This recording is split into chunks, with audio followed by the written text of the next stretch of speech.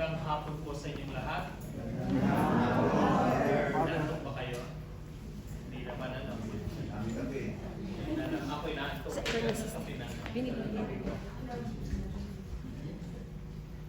Kasi usually, di ba, sa Pilipinas, gabi natin ginagawa usually ito, di ba? Ang tawag natin dito. CLS. Right, this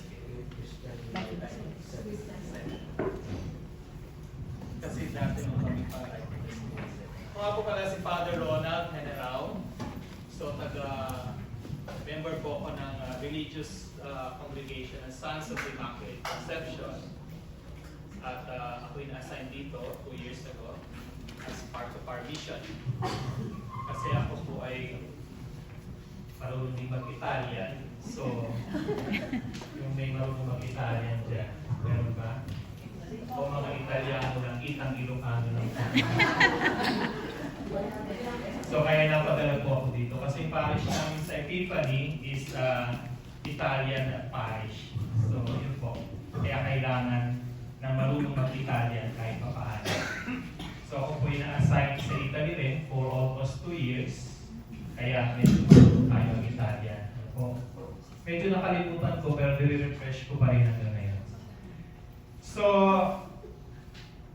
before po pumasok ng pagpapare, I was a member of the Singles for Christ. So, kaya yung sarili ko malapit ko sa couples, kahit nagkawatak-watak, nagkahiwalay, yung puso nandun pa rin, di ba? So, yung Singles for Christ po kasi nag-encourage. May alam ko na gusto ko magpare, bata pa ako. Pero nag-boost po talaga nung sumali ako ng Singles for Christ. Doon ko na-realize, ito pala yung gusto kong buhay. Di ba? So, yun nga po. And then, naging spiritual director din ako ng Popos when I was in Italy. May nag-inisa sa kanila. Ang problema lang kasi, nagkahiwalay niya during that time, 2012 when I was there. So, para akong lagari. No? Pwede ako sa kabila, pwede ako sa kabila. Parang 2 faces na. Naririnig ko yung issue sa kabila, dinidinig ko yung issue sa kabila. Ako na mamagitan na yun. Diba? Mahirap pero alam natin, isa rin naman pinaglilingkuran natin yung sinasabi ko sa kanila eh. Nandito tayo hindi naman para sa mga tao eh. Para sa Diyos, diba? Isa na lang yung community natin that we work together for the glory of God. We work together para maipasa natin yung mission binigay sa atin ng Diyos, di ba? Bilang individual at isang community din. Okay? So ngayon, sa ating unang topic about Jesus the Messiah. Tingnan muna natin yung nangyayari sa mundo ngayon, di ba? Kung nakikita niyo sa mga pictures, ano nga ba yung nangyayari sa mundo ngayon? Diba? Hindi natin alam eh. Paano natin tayo mga tao nalalampasan ang mga ganitong mga krisis sa buhay? Paano nangyayari ang mga bagay nito? Isa lamang tukod dun eh. Tayo rin namang may gawa niyan eh. Gawa ba ng Diyos sa paghihirap ng tao? Hindi eh. Gawa mismo natin. Yung war, gawa ba ng Diyos yan? Hindi. Gawa niya ng mga matatakaw sa kapangyarihan. Yung sakit ba na kumakalat ngayon, gawa ng Diyos? Nangako ang Diyos na hindi niya papahirapan ng tao. Yung last na ginawa niya, yung flood in the Old Testament, sabi niya, hindi ko na hayaang mangyari ito. Di ba? So yung sinasabi nga daw, yung kumakalat na sakit ngayon, ay gawa rin ng mga taga noon. Di ba? Para labanan ang mas makapangyarihan. Para matalo yung mas makapangyarihan. Diba? So, yung tao kasi walang kontento sa buhay. Gusto niya umaangat, angat nandun na sa tuktok. Gusto paglampasan yung Diyos. Nangyari na yan sa Old Testament, doon sa Tower of Babel, diba? Kaya nga ginawa nila yon para maabot daw nila ang Diyos. Hindi naman nila maabot ang Diyos eh. Diba? Ang Diyos pa rin yung utak ng lahat eh. Wala ka dito kung wala yung Diyos. Diba? Siya yung gumawa sa iyo. Siya yung nagbigay sa iyo ng kaalaman. Siya yung nagbigay sa iyo ng kalakasan. So kaya nga nangyayari ang mga yan dahil sa kababayaan ng tao. Yung mga pagsisira ng ating yung sa ating religion din. Hindi na lang sabihin natin yung Catholic eh. Kahit sa ibang religion nangyayari yung persecution pa rin. Andyan pa rin, di ba? Yung picture dyan na sinira yung sa simbahan, yan po yung nangyari sa Mindanao. Yung pinasabog sa Mindanao, that was 2 years ago, I think. You know? So yun, bakit natin hahayaan? Pero hindi pa rin nagtatagumpay yung kasamaan eh. Nandyan pa rin tayo. Nandyan pa rin yung Diyos na nagbibigay sa atin ng lakas. Kaya nga hindi dapat tayo mawala ng pag-asa. Kaya nga, yung tao, sabi nga, lumayo na sa Diyos, the world has turned away from God, and the church that Jesus established is being assaulted from every side, even from within. Nababalitaan niyo ba? Kahit sa loob ng simbahan, may politika. Meron po. Kahit sa loob po ng Vatican, may politika. Diba? Hindi po mawawala yan. Pero hindi natin masasabi kung paano napakabait po ng bagong Santo Papa natin. Diba? Na talagang tinitignan niya yung internal ngayon. Yun din yung inumpisahan ni inumpisahan ni Pope Benedict. Kaya lang masyado na-stress si Pope Benedict. Kasi matanda na siya. Ngayon pagdating ni Pope Francis, unti-unti niya inaayos. Kaya nga, pinapatawag niya yung mga taong, mga paring may mga kasalanan, yung mga mismo may mga kasalanan, inaayos niya yung sa loob. Kasi nga mismo sa loob, nagkakaroon na ng kasiraan. Nagkakaroon na ng hindi pagkakaso. Nangyari na po yan, history po yan eh. So that's history. Even yung mga apostles, di ba? Umpisa ng simbahan, nagtalo-talo. So what more kaya ngayon na mas marami ang Katoliko, mas marami ang Kristiyano. Siyempre, meron din naghahangad ng power.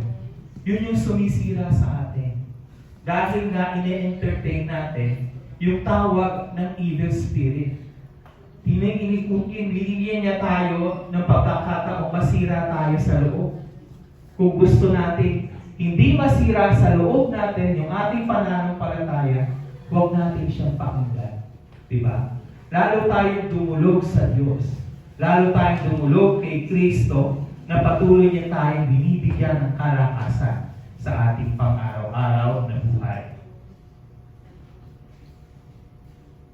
So sa pagtawag natin kay Kristo, kilala ba natin si Kristo sa ating buhay?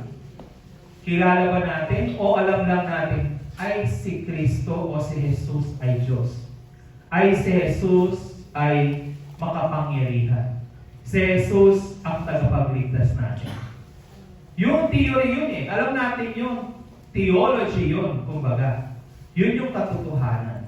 Pero within ourselves, do we know really who Christ is? Who is Jesus is? Alam ba natin kung sino siya sa ating buhay? Napapasok ba natin si Kristo sa ating buhay? O yung mga salita at gawa ni Kristo, nagagawa ba natin sa ating buhay? So yun yung dapat nating i-reflect sa ating pagnilayan sa ating sarili. Kilala ko nga ba si Kristo bilang aking Mesaya, bilang aking tagapagligtas? So tingnan natin yung meaning ng word Messiah.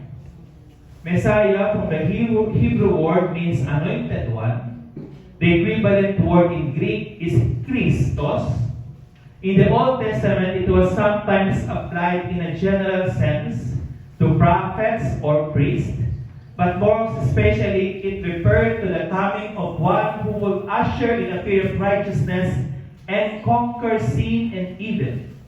And in the New Testament, the evangelists made it clear that they knew Jesus was the long-anticipated Messiah. Those who refused to accept Jesus interpreted the promised kingdom to be a worldly domain and looked forward to a Messiah who will be a military leader to help Israel triumph over her enemies. Kung babalikan natin yung Old Testament, Di ba hinihintay nilang Messiah? Yung isang powerful Messiah. He's a military king na Messiah. Yun yung hinihintay nila bago pa dumating si Kristo. Kung mababasa nyo, from the beginning, up to the prophets, up to lahat ng mga books sa Old Testament, yun yung sinasabing Messiah. Kaya nga, when Jesus came, nakikita na lang nila yung mga ginagawa ni Kristo, hindi pa rin nila siya matanggap. Because iba pa rin yung nasa utak ng mga Hudyo. Yung pa rin military king na tutubos. Kaya hanggang ngayon yung ibang Jews hindi pa na-convert. Kasi they said Jesus was not the Messiah.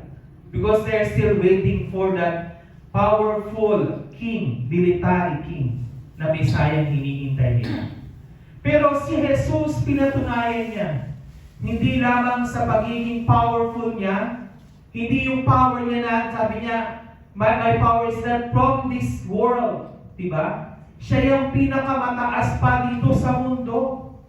So, siya pa rin yung hari ng both heaven and earth. So, yun yung sinasabi ni Kristo. Sa mga ginawa ni Kristo, mapapatunayan natin, oo, siya nga yung Kristo na hinihintay natin. Siya yung Messiah na hinihintay natin, nang bigyan niyang katarungan yung lahat ng mga maapi. Pinuno niya ng kaligayahan yung mga nalulungkot. Binigyan niya ng pag-asa, nawawala ng pag-asa. Binigyan niya ng katugunan yung mga hinaing na mga mahihirap at mga dukha.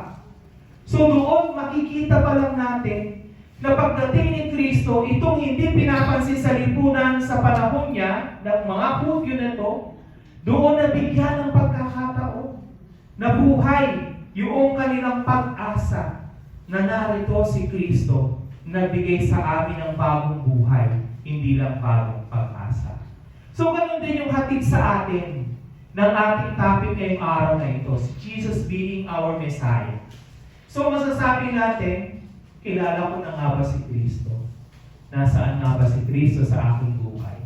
Sa kabila ng mga pinagaanan natin, sa mga problema natin through the problems that we are encountering at this moment or in our everyday lives, na tumatawag ba tayo kay Kristo? O nagpapadaig tayo doon sa problema na kinakaharap natin? So yun yung tanungin natin sa ating sarili. Si Kristo ba'y talagang tagapagligtas ng aking buhay? So who is Jesus? Unique figure in human history, the Messiah that expected to come since the Old Testament times. Yung nga sinabi ko sa inyo. Messiah will be born of a woman. Diba? Nakalagay yan. And then, sabi ni Prophet Isaiah. And then the Messiah will be born in Bethlehem. Kay Prophet Isaiah din yan. So, si Kristo ba pinanganak ng isang babae? Oo. Mary. Diba? Messiah will be born in Bethlehem. Oo. Doon siya pinanganak. Messiah will be declared the Son of God. And Messiah will be praised by little children.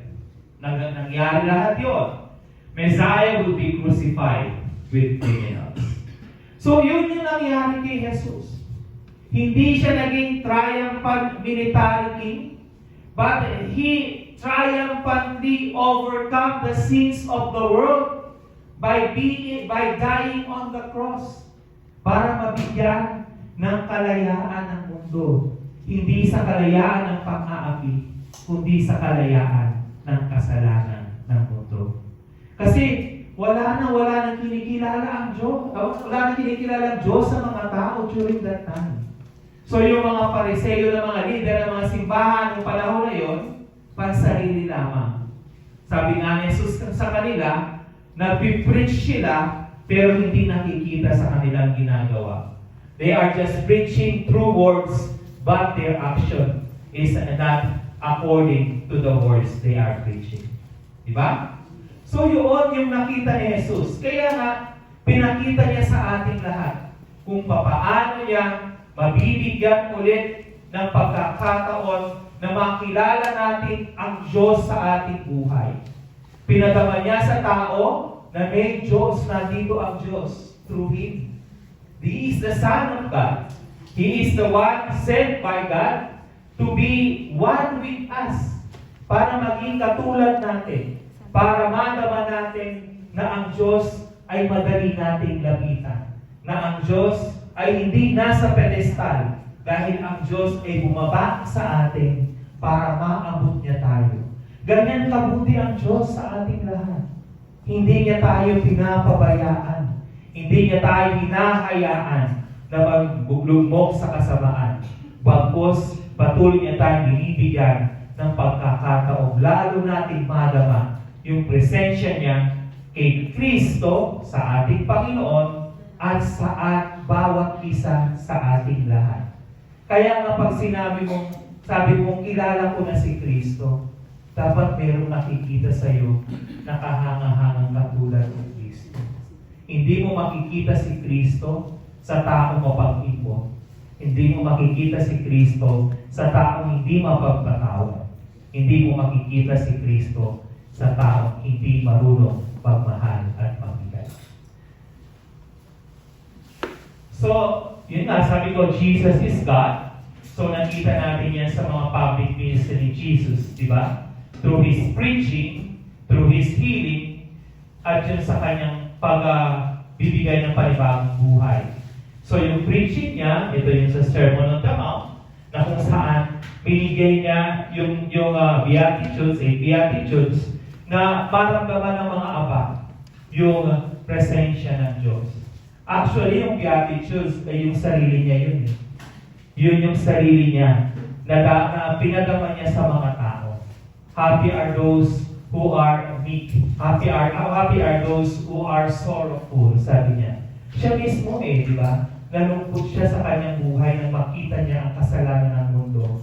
Kaya nga, through Him, nabigyan ng pagkakataon na magkaroon ng kaligayahan ang mga nalulubay, ang mga naaapi, ang mga mahirap, ang mga nagugutom.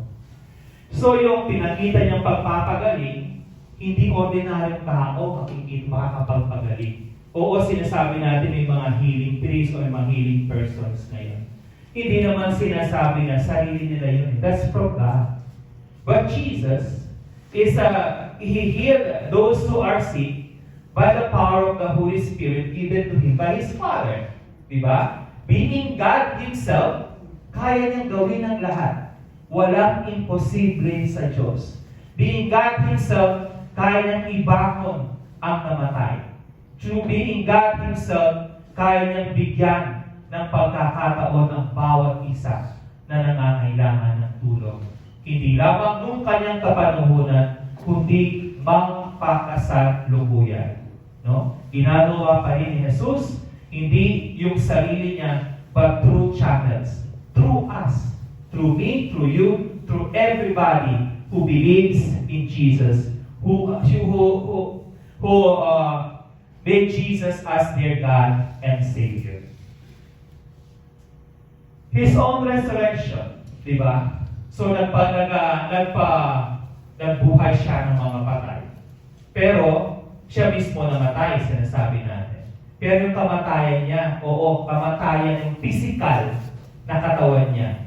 Pero when He resurrected, pinatunayan niya na siya ay Diyos. Pinatunayan niya na siya'y babangon muli at babalik muli. Hindi natin alam kung kailan. So my brothers and sisters, ito lang ay pagpapatunay ni Kristo sa ating lahat. So malapit na naman yung Lent, di ba? Malapit na naman yung Easter Sunday. Parati natin pinagdiriwang yan taon-taon. May nagbabago ba sa atin? Nararamdaman ba natin yung hirap na pinagdaanan ni Kristo? Or minsan, nahihirapan tayo sa buhay para makakatapusan na ng buhay natin. Pero kung compare natin sa naranasan ni Kristo, wala yan Di ba? Imbes na tayo'y magmukmok, imbes na tayo'y maglugmok sa anong pinagdaraanan, bakit hindi natin tawagin si Kristo? Di ba? Sabi nga dito, may nakasulat din dito sa nyo na bakit daw hindi natin, pag may problema tayo, bakit hindi natin titigan yung cross ni Kristo? Sinabi din sa akin yan nung pag-umpisa pa lang sa seminaryo. Sabi sa akin, Kasi nga nag-confess ako, sabi ko, hindi ko alam kung tutuloy ba ako o hindi. Marami akong maiiwan sa family ko. Ako lang yung breadwinner sa family ko. Itutuloy ko ba itong gagawin ko? At pinasok ko kayo bilang misyonero. So wala akong makukuhang pera. Kundi yung aking panahon lang para sa misyon. Tapos sabi ng pare, yung spiritual director namin, sabi niya, tignan mo si Chris, tignan mo ang cross. Titigan mo mabuti ang cross. Kung papaano ilahat ni Kristo ang kanyang mga kamay sa krus, ganun din niya ilalahad para sa iyo. Para ikaw ay kanyang yakapin, para ikaw ay kanyang imbitahin, na katulad niya, pasarin mo rin yung krus mo na daladala at makikita mo kung anong tagumpay ang magagawa mo. Sabi ba niya sa akin, isurrender mo kay Kristo, sa nakapakong Kristo yung buhay mo. May magagawa siya para sa pamilya mo. So yun yung ginawa kong inspirasyon. Para magpatuloy. Pumasok ako. Totoo nga yung sinabi niya. Oo, may mga problema dumating sa family kasi yung mother ko na lang yung nagtatrabaho. So katulong niya ako before. So yun na. Pero nakaahon sila sa anumang hirap. Tapos pagsubok na naman dumarating, nung nagka-cancer yung mother ko, so yun nga, sabi ko, Lord, ito na ba yung sign na hindi ako magpapatuloy? Pero ginamit niyang instrumento yung mother ko. Bago siya maoperahan sa kanyang cancer, sabi niya, huwag kang lalabas.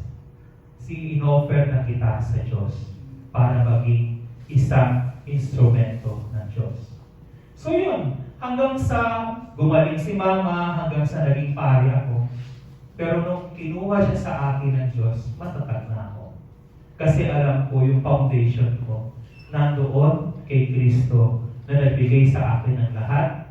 Ginamit instrumento yung mama ko para mapagpatuloy ko. Hindi ko ito pangalan kundi isang mission na binigay sa akin ng Diyos. So the same thing to you, my brothers and sisters. May mga tinatawag tayong mission na minsan hindi natin nakikita, hindi natin nararamdaman. Pero tandaan nyo, isang mission lang binibigay sa atin ng Diyos. Yung magmahal tayo. Gaano ba kabuti ang ating puso? Gaano ba kapuno ng pagmamahal yung ating puso? Kaya ba nating hindi literally ay unat sa krus yung ating mga kamay para sa iba? Ang ibig ko sabihin, kaya ba natin magsakripisyo para sa ating kapwa? Kaya ba natin ipagsantabi yung ating kaligayahan para sa ikaliligaya ng iba? Kaya ba natin isantabi yung ating karangyaan para mabigyan ng pagkain ang taong nabubuto? So, yun yung challenge sa ating lahat. Yung word na love. Yung love na yun, napakalawa. Kapag marunong kang magmahal, it follows na lang yung iba nating magagawa out of love. Because Jesus Himself loved us, He offered Himself for us because of His love for us. He died on the cross because of His love for us. So back to the present series is order in the world. The presence of evil. Alam natin yan, di ba? Alam natin yung evil kasama natin sa mundo. Bakit ka? Hindi nila lang ng Diyos yung evil Yung evil kasi, bunga lang yan ng isang inggit sa Diyos, di ba? Na gusto niyang maghari-harian din sa mundong ginawa ng Diyos, di ba?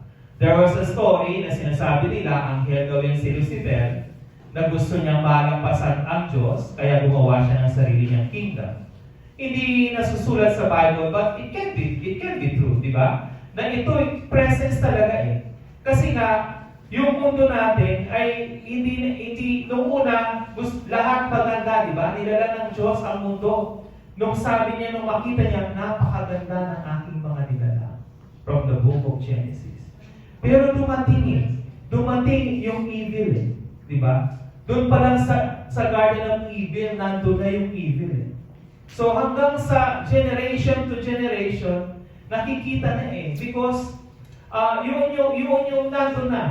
Kaya lang, paano ba natin magagapi to overcome this kind of temptation, this kind of evil?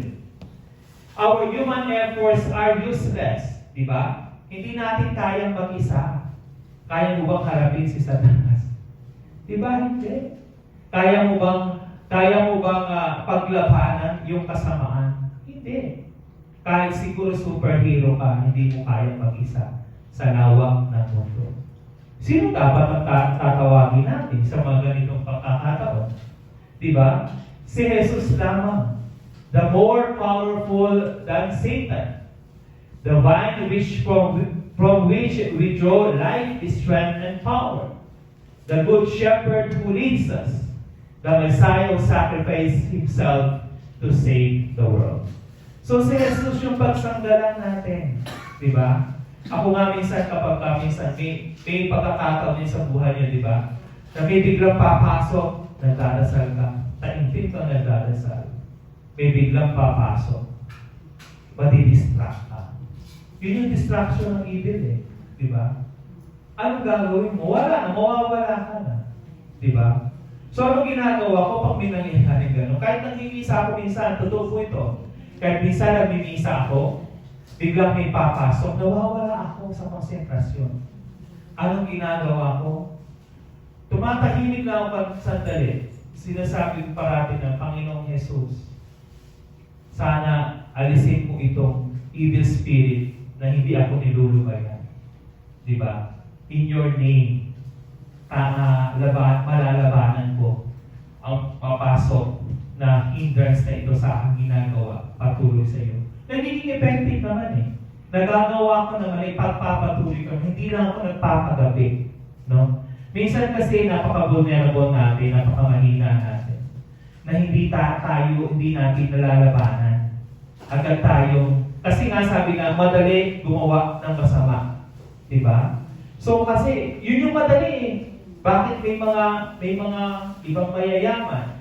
Dahil sumugal sila doon sa kahit masama na alam nila, di ba? Gagawin nila sa ngalan ng pera, di ba? Yung mga drug lord na tinatawag natin, di ba? Bakit sila yumaman, di ba? So sa ating bansa na dami, di ba? Ayoko na mag-mention, di ba? So yun lang, makikita natin kung saan ang galing yung kayamanan nila. Sa mismong mga nakaupo sa atin, di ba? Paano sila naging mayaman? Di ba? Kung ating itatrack yung mga buhay nila, hindi naman sila, mabibilang natin kung sino lang talaga ang sadyang mayaman.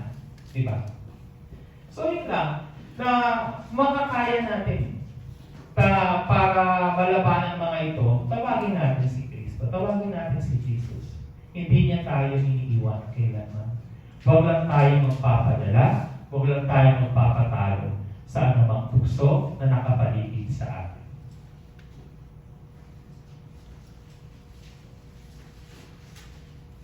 So ano nga ba yung ating tugon sa lahat ng ito?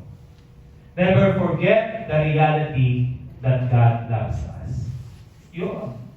Kung hindi tayo mahal ng Diyos, wala nang tayo ngayon dito eh. Kung hindi tayo mahal ng Diyos, bakit pa tayo humihinga? Diba? So yun lang pagpasalamat natin sa Diyos. Dahil sa pagmamahal niya sa atin, nandito pa tayo eh. Nagigising pa tayo sa umaga. Sino dito pagising ng umaga, unang nagdadasal? Or una natin tinitignan yung ating cellphone? Diba?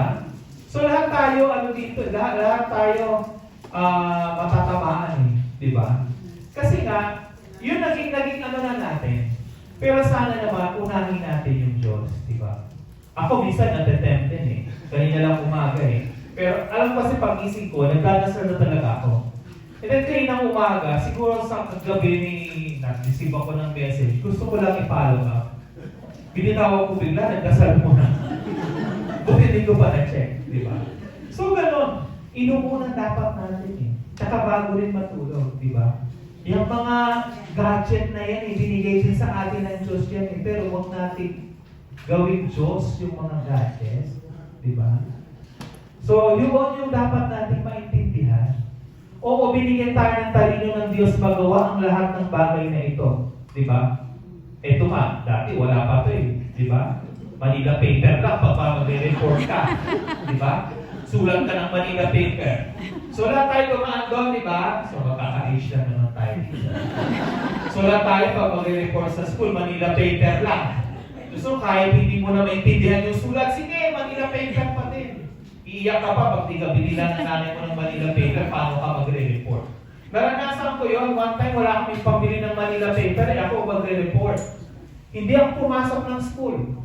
Kaya yun, baba yung grade ko. Diba? So yun, so ito, bigay sa atin ng Diyos to eh. Bigay sa atin to, lahat ng technology na to. Pero sana huwag tayo magpaalipin sa technology. Diba? Kasi minsan ito rin mga technology na to, ang nagbibigay din sa atin ng pagkakasala tayo. Diba? Through internet lang. Diba? Yun lang. Wala tayo, walang exemption dyan. Diba? Kasi yan yung panahon natin eh. Wala naman tayong Pero sana gamitin lang natin sa tama. Diba? Gamitin natin kung paano binigay sa atin ng Diyos para maging productive tayo, hindi para maging makasalanan tayo. Productive in a sense na magamit natin ito para sa kabutihan. Tama na yun. Para sa kabutihan, para sa ikauunlad din ng ating kaalaman. Diba? Para sa kabutihan pa rin yan. So God gave us freedom to choose. Eto na. So, ano nga ba ang pipiliin natin? Yung happiness with Jesus versus wealth. Diba? Oo nga. Yung iba, example ng isang santo, St. Francis of Assisi. Si St. Francis, mayaman talaga yan. Diba? So si St. Francis, ang ginawa niya, nung matuklasan niya yung ligayang binibigay sa kanya ni Kristo sa buhay niya, hinubad niya lahat. Diba? So nung paghubad niya lahat, wala siyang tinira. Diba? Umalis siya ng nakahubad. Diba? Kaya nga nung makita siya ni Santa Clara, sabi ni Santa Clara, ay ang gwapo, susunod ako sa kanya. Joke lang. So si Santa Clara, na-inspire din si King San Francisco. Gumawa din siya ng sariling versyon ng komunidad na katulad ng St. Francis na talagang may poverty. Yun yung noong unang panahon. Pero sinong pinakamayayaman ng mga religious communities? Di ba mga Franciscano? Di ba? Pero meron pa rin nag-relieve ng poverty. Yun lang is, dahil sa binigyan sila ng biyaya ng Diyos, ginagamit naman nila para sa lahat. Di ba? So yun, so sana doon sa pagpili natin, may freedom tayo, binigyan tayo ng freedom ng Diyos. Let's choose wisely. Saan ba tayo tunay na maligaya? Sa kayamanan. Oo, kung mayaman, okay lang, magmayaman ka, pero hindi ka naman mayaman na malamo. Mayaman ka, pero hindi ka mayaman na matapobre. Dapat balance lang lahat. Diba? So piliin natin yung maligaya tayo kasama, mayaman tayo, kasama pa rin natin si Kristo. Bonus na yun. Diba? Bonus na yun sa atin dahil lalo pinagpala tayo ng Diyos. Pero gamitin natin itong pagpapalang ito na maibahagi natin ito sa ating kapwa. Na maipagkaloob, ma-share natin sa ating kapwa yung biyayang tinanggap natin. Huwag tayo maging maramo, lalong-lalo na sa pagmamahal. I-share natin itong love sa ating kapwa. Lalong-lalo na doon sa mga biktima ng mga kahirapan o anumang pangangailangan sa buhay. So, yun na po yata yung end report session. Diba? So, sana naman meron kayong nakuha kahit pa paano. Diba? So, yun lang. Kung may katanungan po, siguro, pwede rin akong tanungin nyo kung ano. Pwede bang magtanong, brothers and sisters? May time pa ba? Sumobra na ba ako sa time? Okay. 10 minutes pa po. At 10 minutes pa daw. May tatanungan po ba? O single po ako available. Joke lang. Ay, joke lang po yun. Taken na po ako.